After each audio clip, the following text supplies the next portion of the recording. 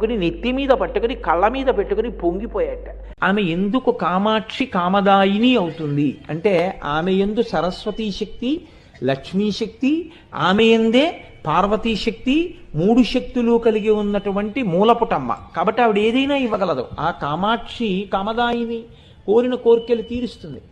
ఒక్కసారి అమ్మవారి దేవాలయ ప్రవేశం చేసి నమస్కరించినటువంటి వాడు నేను ఇది పొందలేకపోయాను అని వెనక్కి వచ్చినటువంటి సందర్భం ఉండదు. నిజాయితీగా ప్రార్థన చేయడం అన్నది జరిగితే నాకు బాగా వేదన రావాలి, ఒక బ్రహ్మచారి కోరికే, ఎవరి వల్ల తీరాలి? ఆవిడ అనుగ్రహంతోనే తీరాలి.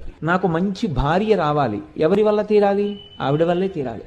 నాకు మంచి సంతానం కలగాలి, ఎవరి వల్ల తీరాలి? ఆవిడ వల్లే తీరాలి. నాకు వైరాగ్యం కావాలి, ఎవరి వల్ల రావాలి? ఆవిడ వల్లే రావాలి.